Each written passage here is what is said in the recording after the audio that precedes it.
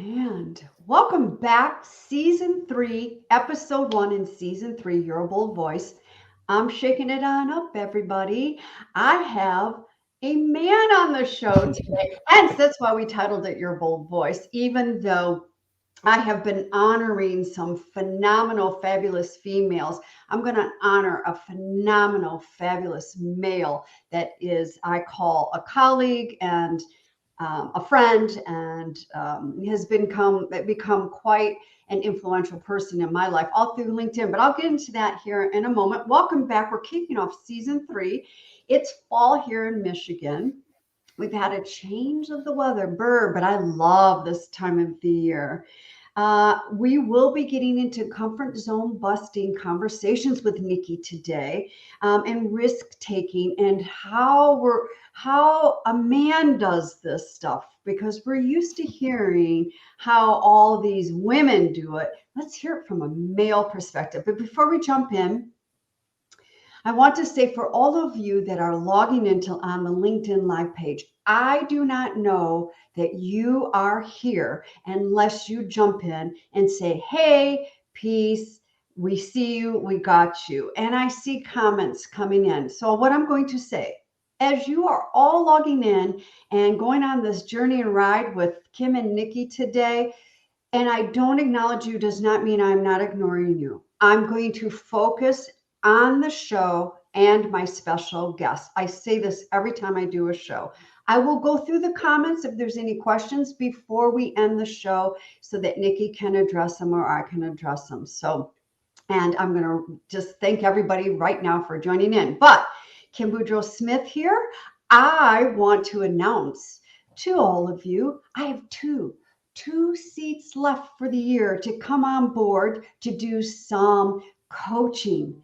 That means, ladies, amplifying your voices, enhancing your visibility, and really increasing that profitability. That is an area where we no longer are straining ourselves down, suffocating our voices, and really owning and stepping in, so that we can enhance ourselves in our businesses or in our corporate promotions, and showing up with the ideas we know that we have worth spreading without worrying about other people's opinions, how we're supposed to look because society says so, and really claiming that bold, authentic, vulnerable voice of yours. So if you are interested, right here in LinkedIn, just go into a back message and just say, hey, Kim, look, I heard you. I'm listening. Can we have a call? And I promise you, I will serve you and take it from there. So with that being said, I look forward to hearing from you in the private messages, but let's jump in. My special guest, Niki, he is an internal explorer of human mind and its potential through mindfulness coaching, a father and husband who also lived 4 years in Buddhist meditation center. I never knew this about you, Niki. 8 years of leadership experience and mentoring small business owners. And Niki is a lover of imperfectly perfect life. And I join you on that imperfectly perfect life. Oh my gosh, Niki, thank you so much for helping me stir up and disrupt my LinkedIn Live show today. I really appreciate it. Well, thank you for having me. And we already had some conversations, and I think will be a very interesting one. Who knows what will come out today? And yeah, it's not a. I don't share often that I lived in the Buddhist center. So when I read that about you, I'm like, I never knew that about him, but it makes sense. I get it. I understand.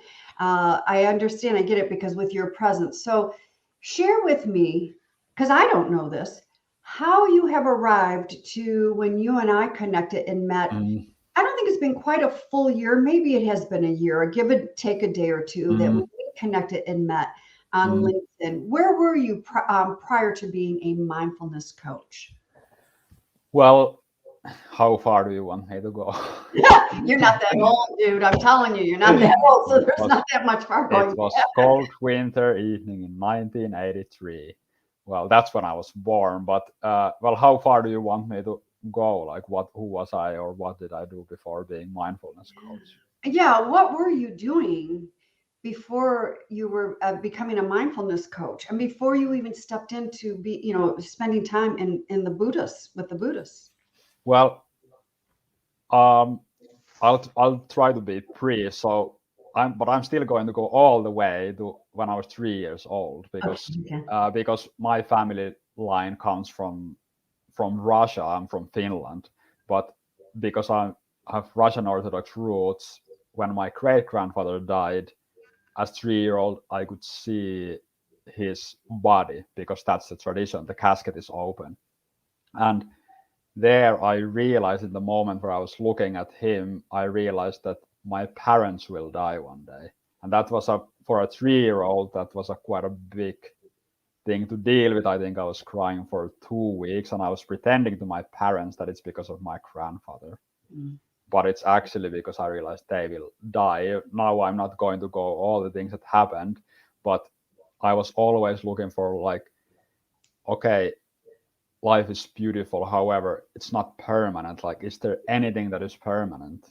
Is like who am I? What am I doing here? And all that led eventually that when I was 25 years old, my friend who used to go to the Buddhist center said like, you might be benefiting in going there. And but in my arrogance, I was thinking, well, I got this covered myself. I'll just meditate in my home and so on. Well, eventually I went there and I was immediately like, whoa, these are normal people, doctors, lawyers, leaders, construction yard workers, and they seem to be functioning really well. And 2 weeks later, I was on a retreat called Conscious Dying Course, where we meditated 12 hours a day for 5 days. And again, I'm skipping now, like now I'm skipping 11 years. So 11 years after that, I had been leading a small business and I had in my team 13 managers. And what I really realized that I love about being leadership position is that seeing how other people grow, how they come to these moments like, whoa, I can do this, when they previously didn't believe about that themselves. And through that, I recognized eventually through many courses that coaching is the tool that is not about me telling what you should be doing and what your life is about, but I'm here to support that you can find those answers. So, and I figured or came to conclusion that the best way I can do that and support others is to bring all my leadership, my professional coaching, my mindfulness and all that into my profession. So that's a short, long answer. Well, first of all, I'm always so impressed when people share their stories and they're like, they go all the way back to like when they're 3 or they're 5. And that, I mean, to be so young, to have those depths of the insight, sure, you're grieving from your grandfather, but to open your eyes and go, gosh, my parents are going to, die one day. And I don't have children. And I've heard from friends that a lot of times kids do go through when they become more aware about the fear of death and all of that. And then, some, not all, I don't know if all, but, go through phases of possibly losing their parents. But so when was it after all of that? How old were you when you went and decided to step in with the Buddhists at the recommendation? Yeah, when I was 17, I read first book about Buddhism. I was like, "Wow, this is." I recognize it's not a religion. It's really talks about how we humans function on deep level. But then I still played ice hockey and I had friends and all other things that I, as a teenager, was interested about. And so I was 25 when I had already for 2 years kind of meditated on my own and lived a life where I kind of left my group of friends even behind me. I was a little bit like went into kind of a lone retreat. So I was 25 when I, let's say, met my teacher.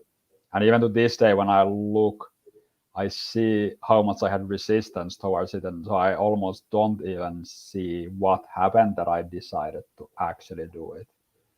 But I'm happy that I did. I believe that mindfulness is, there's so many things to mindfulness. There's so many. Mhm. It's like baking a cake. There's so many ingredients to Mhm. the mindfulness. And one of the mindfulness is we could be very mindful and yet not know really, how and where this came from, but to be aware and to embrace and step in. For an example, part of my story is I fell asleep at a major intersection here. Mm-hmm. That was about 12 years ago. And I had no, but I wasn't driving, and it was a major intersection. Mm-hmm. It's a mile here from my home. Wasn't feeling tired, and what woke me up was because my head fell forward, the jerk. But then I Mm-hmm. picked my head up and I did it again all within seconds. And still to this day, I'm like, gosh, you weren't even feeling tired that day, Kim. And I literally had no idea what had happened. I mean, I was a Mm-hmm. little, I'm like, whoa, what happened here? I just fell asleep. I mean, but to be aware of that mindfulness that went down, because that was the beginning steps of me really getting clear and turning in. So I Mm-hmm. believe that's a great example. It's like you don't know, why embracing and stepping in and going in, with the Buddhists Mm-hmm. and doing all of that. It's just that you did it. And I do believe, I mean, we can call it whatever you want. Conscious, semi-unconscious of mindfulness. But I think that's Mm-hmm. our souls really going, hello, hello, hello. Stop ignoring me, please. Hello, I'm gonna transfer up to the brain so that whatever happens, that you enter into this. Well, I think what you are describing is, I think that's the deepest and most important aspect of mindfulness, that we are actually connected with that soul level. That's like, we can talk about calmness and we can talk about managing stress, but if we are truly connected with our depths, then everything, I don't want to say everything just takes care of itself, but rather the right information comes to us in a very natural and flowing way. I would say that's. I think you're saying that really. I really like how you said our soul is kind of coming, like, hey, and then do we want to pay attention, because our soul usually doesn't offer the easy things. Yes. Yep. I think we also too become so dis-ease with ourselves. Hence, it brings in disease. Whether high anxiety is causing heart palpitations, or whatever depression, whatever things can lead us to. That's our soul trying to go, hello, Mm, and I'm going to show up in certain ways so that you pause, slow down, and listen and feel in, because we are a society of no, rug up, sweep under, make it pretty, move it on to the next thing. Oh, it was just that. Or, mm, oh, Kim, you must have been really tired that day. No, I was not really tired that day, or, just when you get to the moment of someone who arrives in your life and says, hey, Nikki, you know, mm, yes, you've heard a little bit about Buddhists, but have you thought, or, just anything like that where you're being guided? To me, that's like, mm, okay, I've opened up the front door. I'm asking. The next step is don't slam that front door and do a middle finger gesture to the mm, universe. That's why the analogy is, look, you know, be careful what you ask for. I never say be mm, careful what you have. Be so damn crystal clear what you yeah, be clear want. what you ask Yes, for. because it comes. And then when it does arrive, so beautifully, don't slam that door. Mm, Slam that door. And I used to be the door slammer. I used to be many times the door slammer. I would ignore the signs of everything like that. And hence one of them is falling asleep in the middle of the mm, day, behind the wheel. Thank God I didn't hurt mm, anybody or anyone myself. But yes. and I believe that's a lot of the mindfulness. And I also, Nikki, I don't know if you agree with me or not, but I see a lot of the word mindfulness with Mm, also authenticity, being thrown around a lot right now. yes, and go ahead if No, you want go, to come. go, go, go, Well, please. I actually have a little bit of, like, it's funny thing. I'm having this group coaching program called Energized Mindfulness, and I always tell them, look, guys, I actually don't like the word mindfulness. Yeah. There's so many. You are pointing out something that I'm not struggling with, but I think it is something that would be so good to be aware of. Like, when we when people throw around things, authenticity, mindset is everything, mindfulness, without putting behind their experience of what does it actually mean, Mhm. those words that it would be important, because for our communication to have some common words, they lose power, they become jargon. I would say mindfulness, what it could be, what it can give, is now kind of seen easily as work with bit of stress and become more productive. Mhm. Even for me, that level of working with mindfulness is kind of like, if you want to have water and you are in front of an ocean, if you and if that ocean is mindfulness and you only want to get calm and work with stress, it's like going with a teaspoon to the ocean, while you could just jump in and there's so much more there. So I do agree with that. So in some ways, I'm thinking, what could be, I need to, or I think I need to have some connection with people that understand mindfulness in some level, because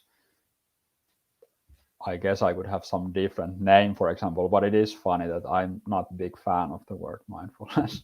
Well, I just read an article. It must have been on LinkedIn. It's the a little bit of controversial around the word mindfulness, and I don't recall it. It was a couple weeks ago. I read it to reiterate, but I also saw something just recently, and it just went ding, ding, ding, ding, ding for me. Is learning how to manage our minds and becoming more mindfulness in little drops throughout the day. Something as simple, Mm, because I meditate and I meditate in multiple different ways. And here's one way. I was just listening to a very dear friend of mine who was she hosts a mm, podcast, and she told me about this balance app, and the gentlemen on there were like, oh, his voice is like butter. And so she interviewed him. So of course I was listening to the podcast, and he took us through, it was like a minute and a half, 2 minute mm, meditation. And so while I was listening to the podcast, I did it right here at my desk.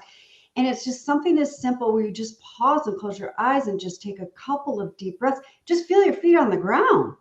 Feel your yeah. feet. Feel your feet on the ground is just a beautiful way of coming into the presence and being more mindful.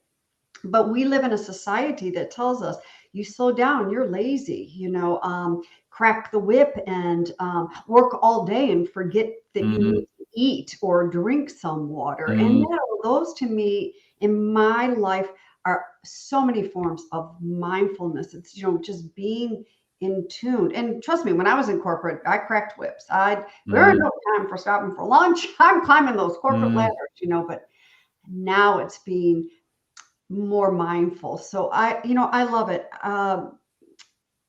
So Nikki, I'm going to just jump right into this question. And you and I, please. we had a private message around a few of this too, is Mm-hmm, masculine and feminine energies. There's so mm-hmm, many people out there that have a hard time grasping the concept of the masculine and the feminine mm, um, uh, energies. And mm-hmm, all human beings have masculine and feminine energies in mm-hmm, them. However, if we're leading our lives from the feminine energy and learning how to dance and blend the feminine and the masculine, mm-hmm.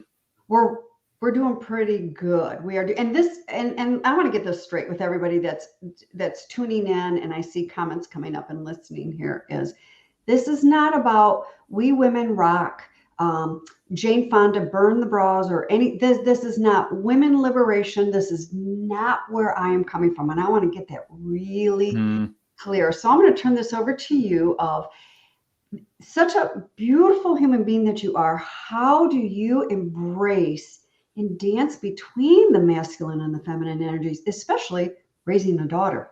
Mm-hmm.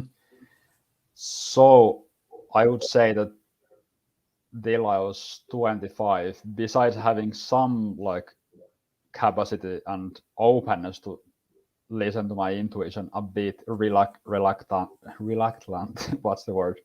You know the word that I'm attempting to use. I was more relying on my masculine side, doing, like, overcoming.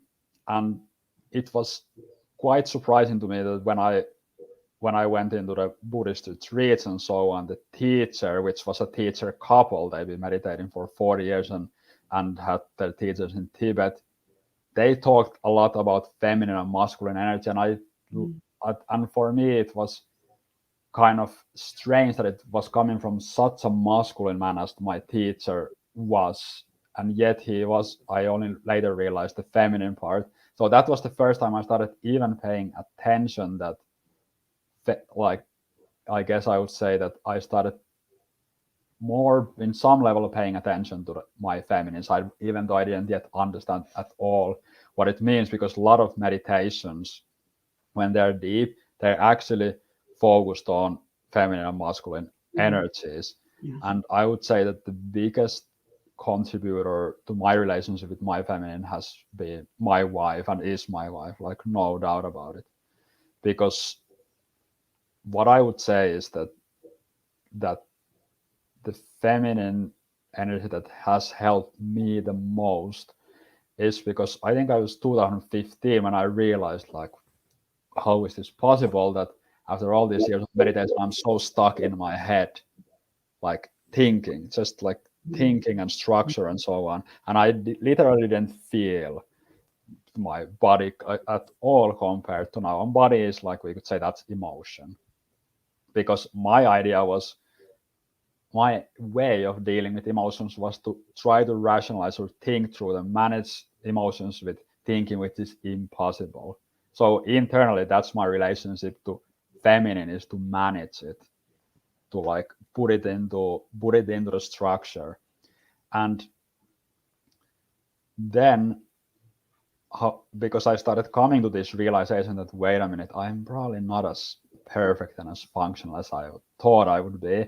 I started opening more into the parts of that I don't know about myself, unknown and chaos, and that's feminine. Is feminine, like if masculine is structure, which is needed, we need to have structure, and feminine is the chaos and honesty, like deep honesty that challenges it, because the question is like, okay, what is the structure serving?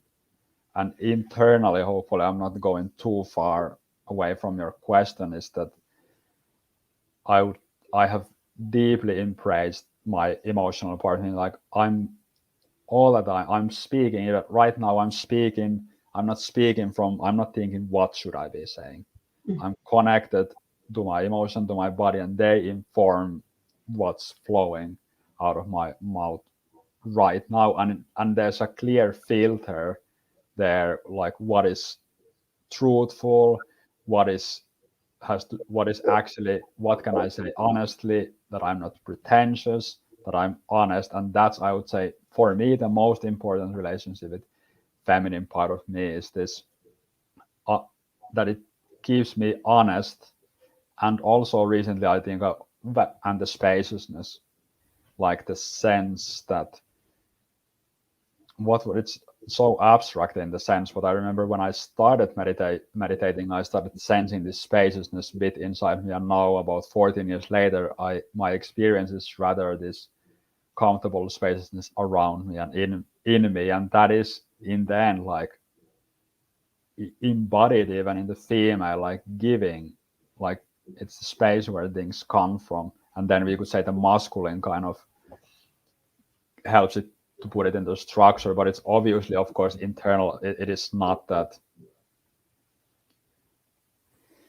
It is, we call it feminine and masculine because it's easier for us to, but of course they don't appear, like they didn't announce themselves as like, hey, I'm feminine, I'm masculine. I'll end it there because that's a bit of a reflection, and you can, if you want to add something specific, Yes. you can, but. So I want to reiterate here for a moment. And yes, when I first learned and really not even learned, but really started stepping into the work of the masculine and the feminine energy was about 5 minutes after I had fallen asleep at that major intersection. Made a huge phone call. And that's when I started embracing. And I want to be real clear because, again, men tuning in and listening is, the male species, and I quote those male species words from my dear friend Tamika, who's listening in today. This comes so natural for men, and they can really rock it. But we are in a society, boys don't cry, boys do this, boys do that. And we are also in a society. Now, these are my experiences. I claim these mm, are my beliefs is women are also trying to do the same thing. In order to have a successful sales career, I got to do it like a man. In order to climb those corporate ladders, I got to show up and talk and act like a man. And again, I'm just going to say this. mm, Those are my initials. That's all BS. Kim Boudreaux Smith. It's all that is. Those are false evidence appearing real. And the feminine energy is the stuff that is going on in the pitter patters of our heart, our gut. People call intuition gut. Oh, I got in my gut, mm, my gut. And down, I always like to say even deeper into the deepest parts of our souls. The mm, masculine energy is the stuff in our brain that makes us those taskmasters and keep going. If you don't keep going, mm. they're going to think you're lazy and you've got to act a certain. That's a lot of the masculine energy. I'm summing it up. So, how do you, if you do, because I know you work both with men and women in Mm. your coaching practice. Have you come across where men hire you and they're like rocking their masculine energy, and to pull them in over into whatever it is, that mindfulness that they want to do, whether they want to become more of a mindful leader, Mm, conscious manager, or mm, conscious more coach or whatever? mm. How do you bring them to the awareness of the feminine energy so they don't feel like a sissy, or all the Yeah, society stuff? well, very interesting that you're asking that because I would say that both with men and women, like Mm. both, there's excessive masculine energy in both. Excessive, like, because the feminine is it's not either seen or it's not honored or it's a being. I would say that more deep down, it people wouldn't say that they're afraid of their feminine, but we are afraid of the emotions and the unknown and the unknown. So I would say almost with everyone, it's very difficult then to shift from identification with rational and thinking mind, Yeah. and that's why they lack a lot of energy because the energy is in the emotions, and if people don't have the capacity or experience or the courage to work with their emotions, it is because they perceive them as chaotic. Like, now I hope I'm not talking in too abstract level because everybody knows this, because people say almost all the women, so it's so interesting also, almost all my women clients say that I would want to be able to make more rational decisions and not emotional decisions, and because there's this strong idea that there's something wrong with emotions, and because of that people try to be even more masculine, including women, and that's really unfortunate. And then the signs of that are being stuck and overly concerned with doing and overly concerned with structure. And if we look at our society, well, that what we can easily see. But the amazing thing is, usually around third or fourth session, people slowly start, because I'm so much asking them. So you said that when you achieve these things, you will feel more fulfilled. Where in your body will you feel this feeling? And then it's always like somewhere here, and I'm like, okay, well, let's say you feel it there, it's fully there. Where else might you feel? What else might you feel? And you literally see in the body language is kind of like here, and then slowly the session goes, and then comes the relief of tears, and it's really touching moment because all the things that were suppressed, the feminine, the emotion, all the important things people are afraid to embrace because it's weak or stupid or irrational, now it's like finally it can come out a bit. And then you can start seeing after a few sessions they are more energetic, you can see it in their face, you can see in their eyes, and they are a lot more able to, they no longer they no longer like apologize for things all the time, because that's even like that's a often with women, they apologize for no reason. So again, it's a long-winded answer, but what I would say is with men or women, it's I wish so much that people would more get in their body and recognize how much there is power and courage and joy there. And it is those moments, it's really, even now when I'm talking about it, it touches me. It's like seeing a person who has suppressed themselves so much, it's crazy, because they are afraid of those things. Well, we have a society, global society, that tells us, constantly telling us, you are not supposed to be emotional because, like you said, of the weaknesses, or you will show up a certain way and it's not acceptable. Where I, as a speaking and business visibility coach, I tell these women when they are talking, and if they get a little Mm, emotional, bring that emotion on, because that is mm, human experience. It's a human connection. It's like people walk out of the room, and a week later they may not remember that awesome content that you delivered. Maybe a word or two mm, they will, but I'm going to tell you what they remember: the emotions and how you connect it with that audience. mm, And it never leaves. I'm a big proponent of that. Until you can really embrace the sensations, get out of your head and embrace the sensations down in your body, and really ground yourself and still show up. That's where the magic starts happening. That, the mm, feminine and the masculine energy, as opposed to the masculine energy, I must stand here, be very robotic, and talk a certain way and be like this, exactly. because, it's like it doesn't work that way anymore, especially since we've gone into this pandemic and we are all on, a lot of us are on Mm, screens now. And I was convinced when we went into this pandemic that we could not have these connecting conversations. Zoom is going to ruin us. Well, I'm going to tell you something. That is the furthest from the truth. mm, We can connect like this. definitely. Yeah. Absolutely. And were you going to say something, or? No, go ahead. I'm clearing. I've got. Yeah. So Go ahead. I was going to, what was I going to say about it was the feminine, masculine, when you were especially were, yes, one thing that because not only people are afraid of their emotions, they are afraid that they get knocked off by them, because they do, until they're able to tap in, because calm is emotion, courage is a quality, and emotion. And I think the biggest fear that I discover with clients is people think that if they act or connect with their emotions, somehow they just go crazy, as if the thoughts would go crazy. And yes, if you are deeply anxious and stressed and fear and you get lost in that, then your thoughts will go crazy. But sometimes I ask clients, I play this game with them. If they are like overly wanting to do rational decisions, I ask them to bring the most important decision of their life. And then I said, let's make the decision now, but in one condition. Since you said you want to make rational decisions, not emotional decisions, now make this decision, but you will not get any emotional value from the making the decision.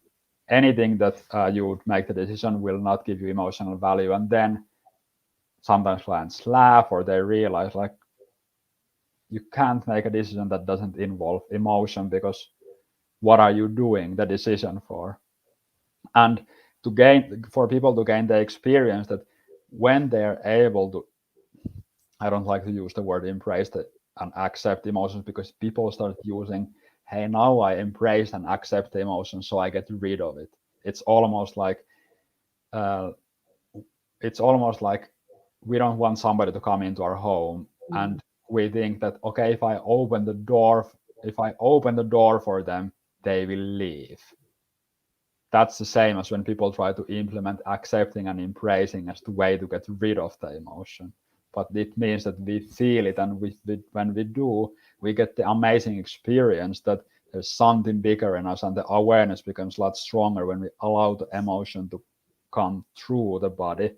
And then our mind becomes so clear, and then we can make amazing decisions. Because do we want to make exactly like you said, do we want to try to make good decisions from being like robotic, like I don't have any emotions, just this like thoughts here, or do we want to make decisions from like courage and being driven and being inspired and compassion? Like those are really good decisions, and Yeah. we can't have one or the we can't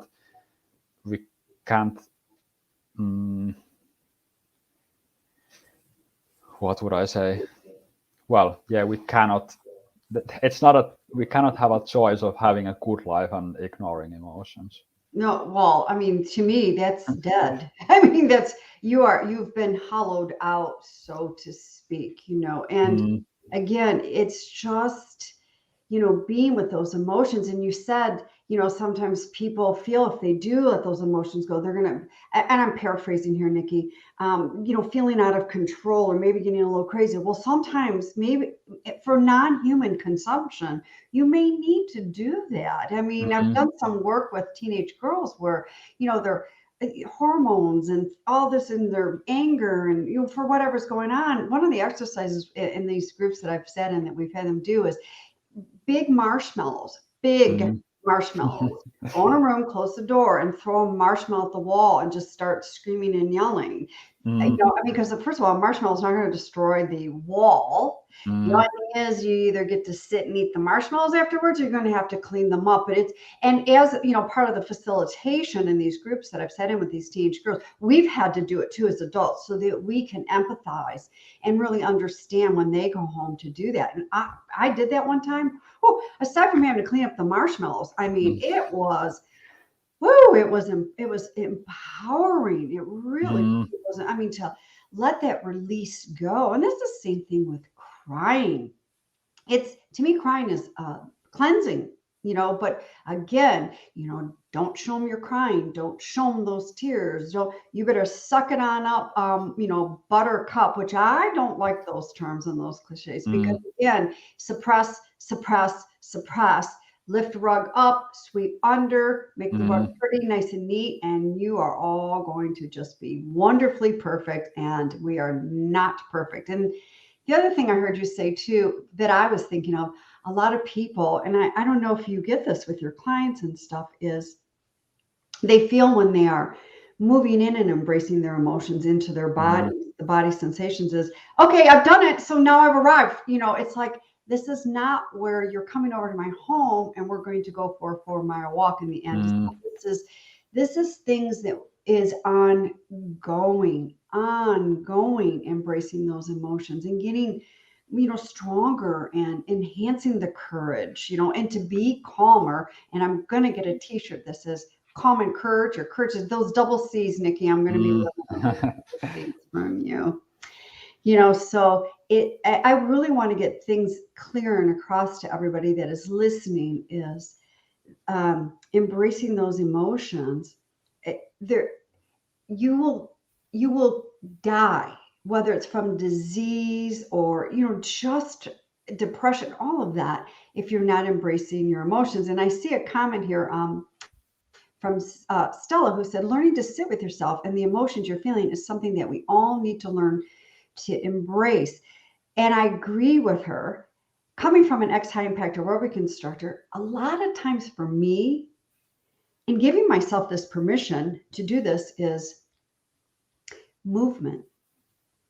mm, See, I like, and movement could be just walking into my kitchen and tearing apart my silverware drawer and to clean it because there's something so cathartic for me. mm, And putting it all back clears the fog mm, and brings me back down to earth. So again, it's making sure you find your flow with this, but not just going, oh, yeah, I got it. No, I got it. Because I had a client last week who said, oh, this is like a self trust. I'll work it on it. I got it. And I'm like, oh, no, mm, there's no I gotting it because I know what's happening here. Sweep underneath the carpet.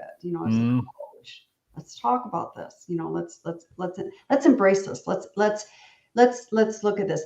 How, as a dad, as a father, mm, how are you and your wife partnering up with and your daughter's young, mm, raising your daughter to really embrace this and live and embracing herself as she is Mhm. growing up.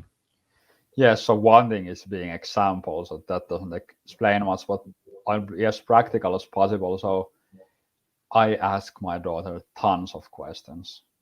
So not just like, was the school day nice?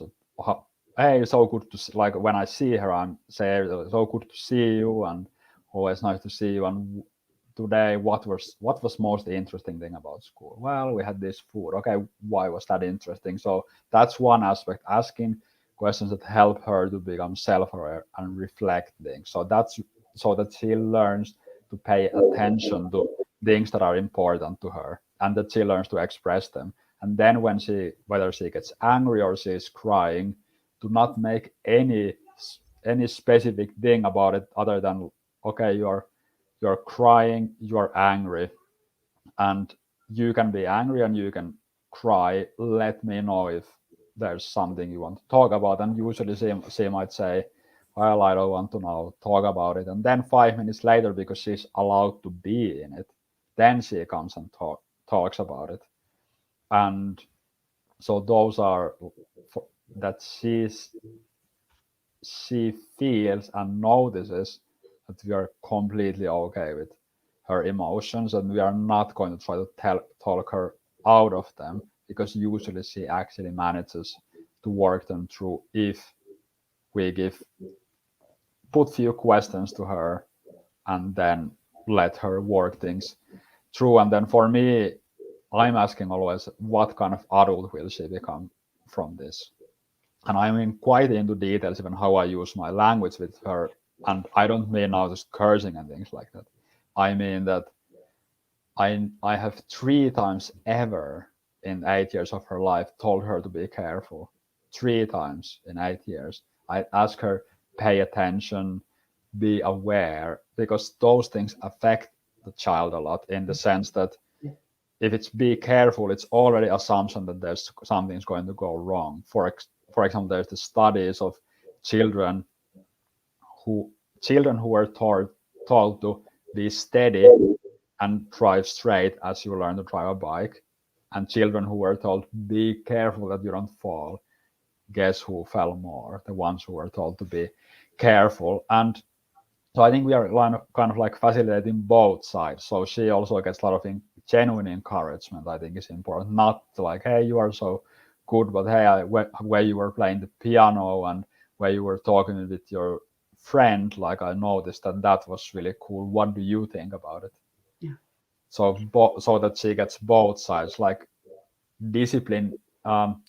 How would I say, that's discipline in good way. I don't mean there's so many funny things about discipline, but that she knows. Okay, I'll give a practical example. I was so proud that last week when she started doing her homework, she said, Dad, I'm going to do this part of homework first.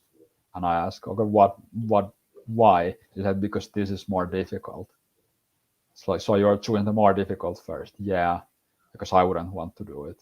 And that's a moment for me, like that's really good thinking. So the masculine side of putting some structure in her life, having the ability to overcome things, know that things might not always be the nicest, and also embracing the emotions fully. Like we started talking when she came to us first time and said, Dad, I want to cry. And I said, okay, you can cry. And said, you will die one day. And said, look, yeah, I will die one day.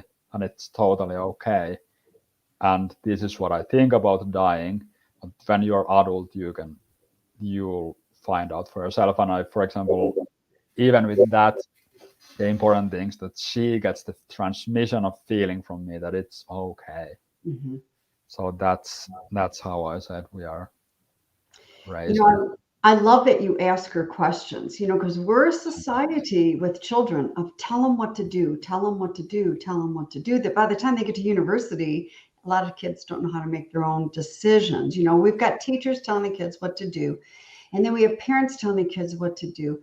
I love it, and I don't know if this is part of my inner child healing. When I get Mm, around kids, I'm going with the questions, and I've been, Kim, you ask a lot of questions. I was like, are you kidding me? I'm curious. How's school? What's your favorite subject? What's your, who's your friend? And what, I Mm, love asking the question. You're going to participate in Halloween. If so, do you have a costume? What did you do for your birthday?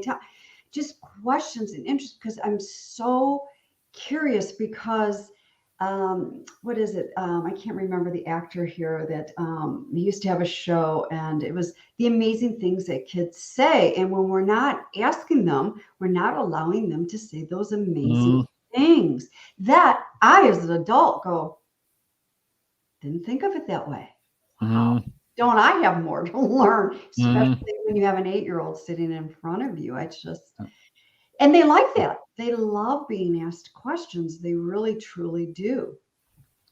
And it facilitates the asking the questions. It facilitates their self-awareness. I think something you might have noticed also with your clients, and I think often people who come to coaching have self-awareness and they have courage and the humility to know that they would benefit from working with someone. Still often with clients is when you ask them, for example, so since this promotion is important to you, like, could you share why is it important to you? And it's like, I don't know. Yeah. And what I mean by that is if if we Google everything, if we don't ask ourselves questions, it comes to my mind that we become like a reaction machine. We don't, like, something happens, we don't respond, we don't like observe it and think it through, but we just like bang, react to it. And then we could say then we are not, you talked at the very beginning, the important thing, the connection with our soul. If we are reacting to things all the time, we have no connection to who we are, and then we are like leaves in wind. Yeah, It's and that's, yeah, we are like leaves in the wind. And the I don't know is a very common thing to say. It's as opposed to stepping into the I don't know, especially as adults, is, I'm unclear right now in this moment. I need five, mm, or I'll get back to you and let mm, me go and figure this out. But I think an I don't know, in my opinion, is a lot of it is a little bit of a denial, and let's sweep things, underneath that carpet, so I don't have to address it or feel into it. So I'm just going to say, I don't know, move on to the next thing. yeah, and you're bringing another important point that I'm sure you've noticed is also when you ask something like, okay, why is this important to you? It's takes some time for the person to start trusting and seeing that, wait a minute, I can actually say what is important to me. Like, can I say that? Isn't that selfish? But I think until we have connection to what we truly believe to be important for meaningful life, and until we have connection with our purpose and beliefs and so on, then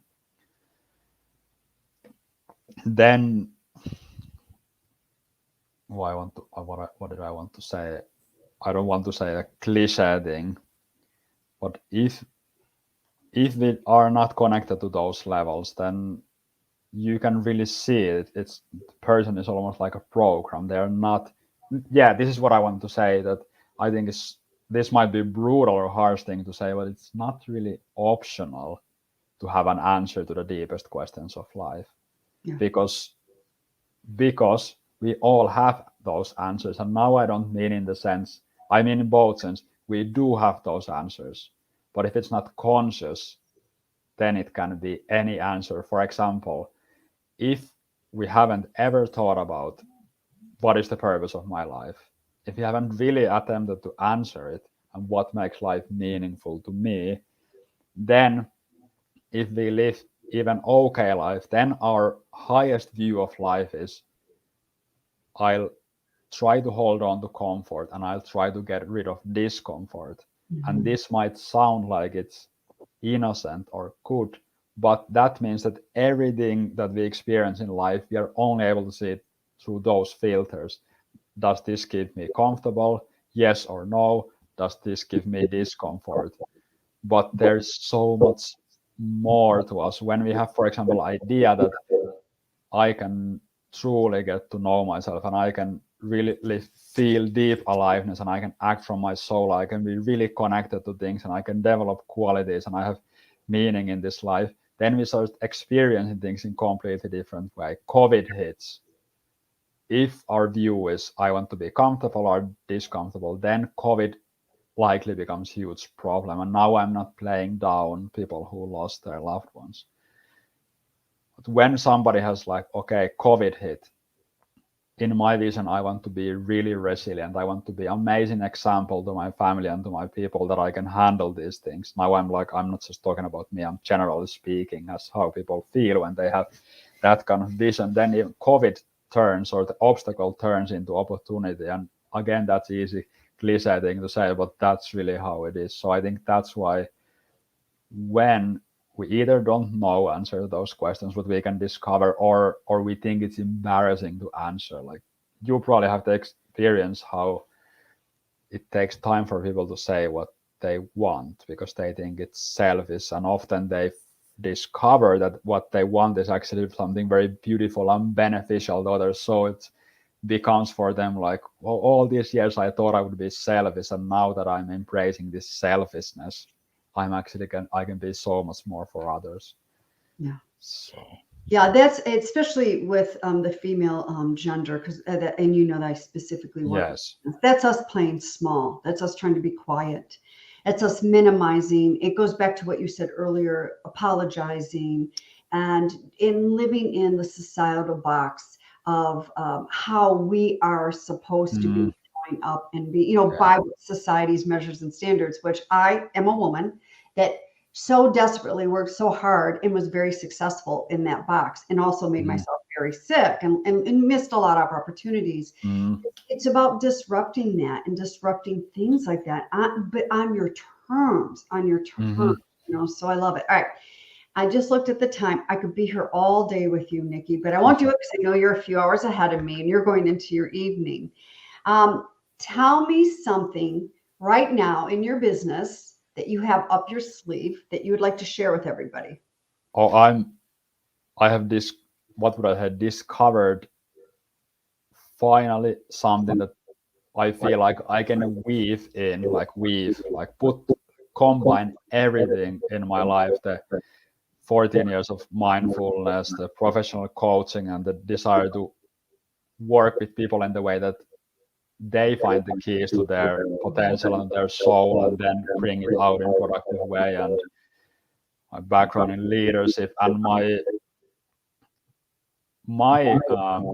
growth, my development. I think it's so important that for my work, it's also my growth and development. So all these things, all the experience I've managed to put into this group coaching called Energized Mindfulness, which is 9-step progress for people who really want to wake up in the morning with excitement and clarity and like go through the day with deep work, and even when the disturbances come, knowing how to handle them, and then go to sleep with actually content mind, even if there are storms through the day. And as dramatic as it sounds, we talk with clients that like who can they be when a closed one is having a cancer and so on, because it's, I think it's important to have both, like the side of triumphs and victories in life, but in life there will be tragedies, so also to be as best possible in those tragedies, to feel the grief but not be overtaken by it, for example. Mhm. So So, how long is this program?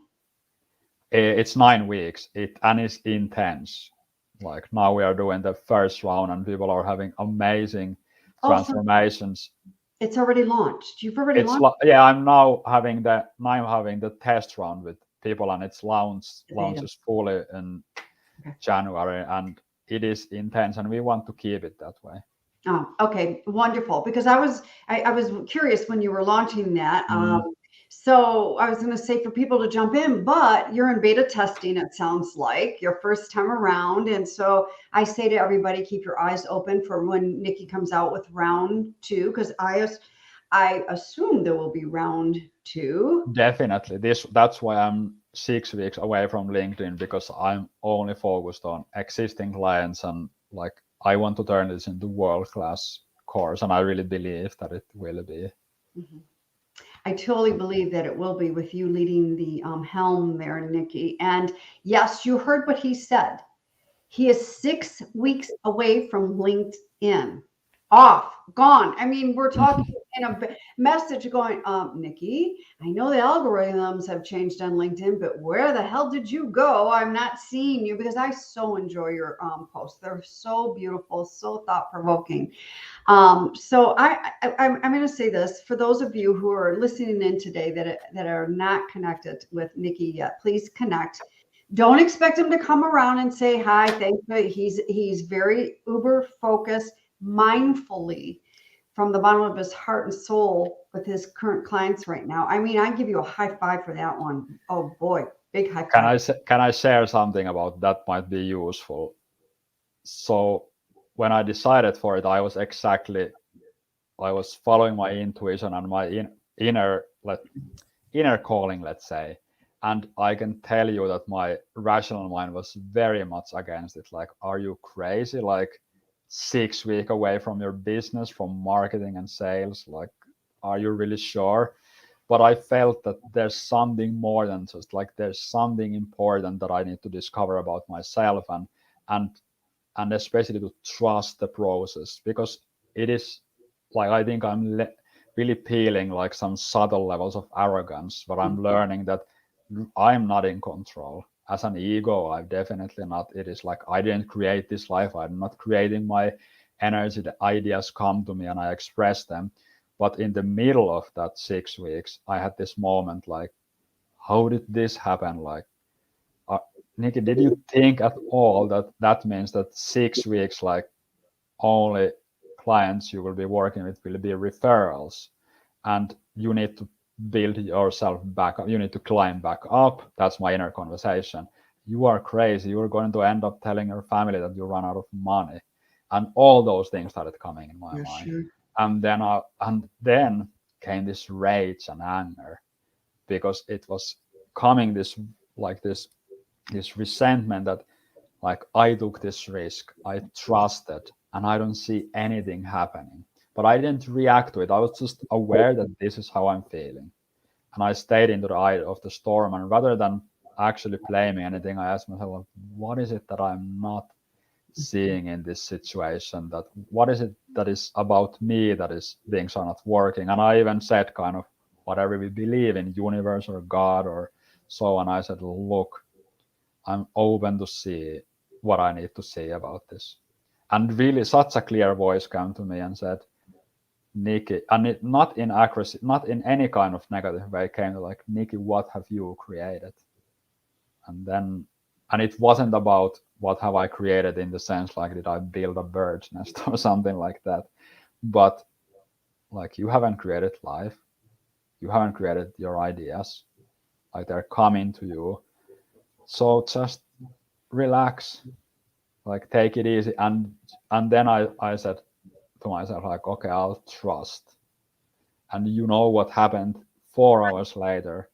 Like the great, like I got 4 new clients from referrals in that after like 4 hours after, and that was like for me like, yes, I'm not in charge because I didn't do those things. And that has to do with like the trusting, also the feminine, trusting the unknown. Yes, yes.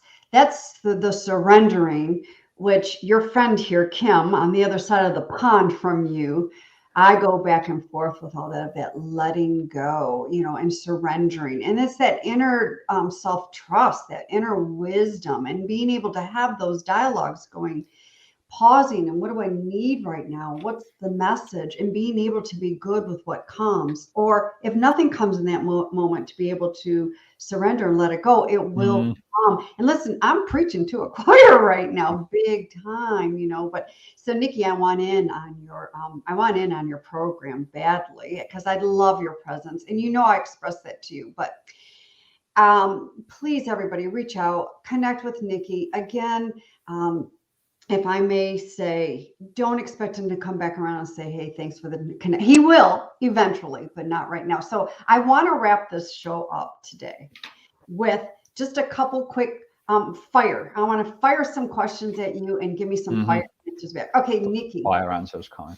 Yeah, I like that. I love it. And I know you can do this. So, what is the most fearful thing that you did and faced and walked through it? Just literally the thing last week that I just said, because it was, for me, it was matter of like losing everything in my fears. That was it. Do not go back to LinkedIn to sales. Do not go look for some safe thing. Do not borrow money just in case, even though the money situation is good. But that was because it's about trusting the path. That is the most difficult thing, I think, trusting the path. Yeah.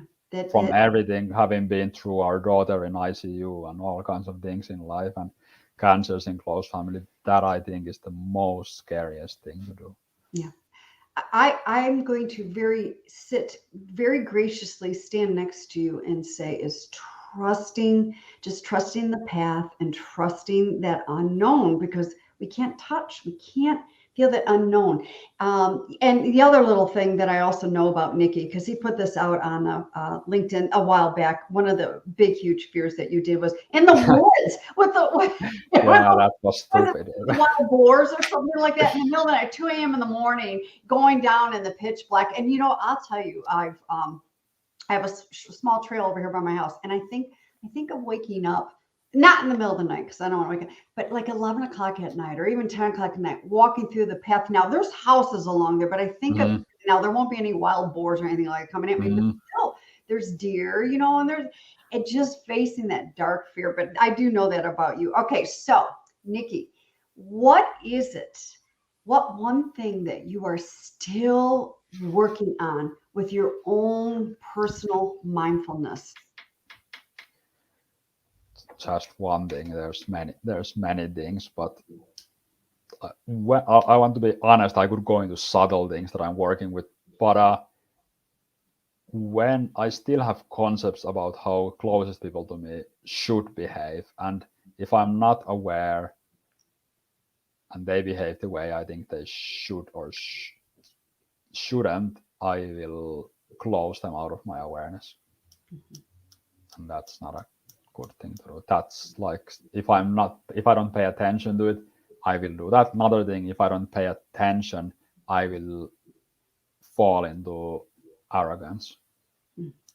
I believe that one word, well, there's a couple of words I believe need to be pulled out of our vocabulary. And the one is should, because when we are shoulding, we're shoulding all over. Exactly. It's a belief. Yeah. Yes. Should, and there's a couple other words I believe should, they need to be pulled out, in my opinion. All right. What one fun thing are you doing to implement joy and your inner child into your life? Probably it's a lot of the stuff that I do with my daughter, like dance on the trampoline, play like silly games with her. Those are the main things that I would say that are on daily basis. There's some other things, but definitely those where it's just like fully go into the role. Like now we are dinosaurs on trampoline fighting over the kingdom, and I fully go into it.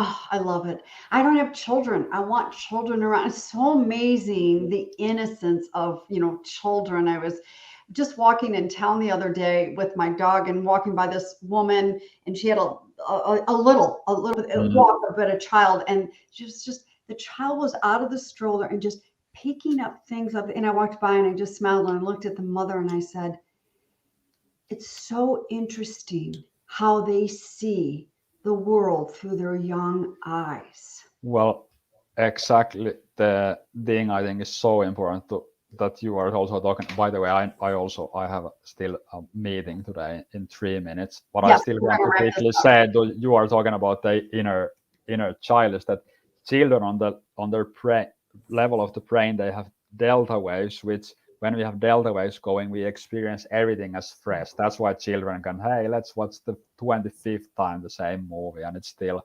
fun. But when we meditate and when we are mindful, what is really amazing is that also when we have fun and when we laugh, those waves become stronger. And that's why when we meditate a lot, we experience things in a very fresh way. And that's something we can really look at the children, like they actually experience. They don't experience world in a naive way. Well, of course, in some way they do, but in some way they experience in such a freshness.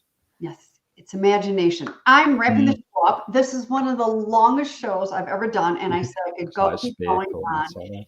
And I do want to close it up with citing bold. Be bold enough to listen to your heart and more so to follow it. Your heart has always known exactly who you are, what you are made of, and what you are made for. Your heart has always known that you were meant for so much more and that you deserve to live feeling free. Start listening to your heart. It has always known the way, and that is by Walk the Earth. And Niki, That's nice. you absolutely walk the heart talk. You just really embrace and model this for all of us. And I cannot thank you enough for being my guest today. I'm looking forward to when you do appear back on LinkedIn because I really do love Two your. and a half weeks and I'm back. Yes, I'm counting that down and I want in your program. And please, everybody, reach out and connect with Niki. And Niki, thank you again. Well, Kim, thank you for really good questions and conversations because they evoked reflection and realization in me. And it was also fun and flowing, I could say even more. So we'll be in touch, and everybody who was listening, hopefully it was useful to you, and looking forward to connecting with you also. And I thank everybody for joining us today. Make it a great afternoon, evening, wherever you are at. Thank you.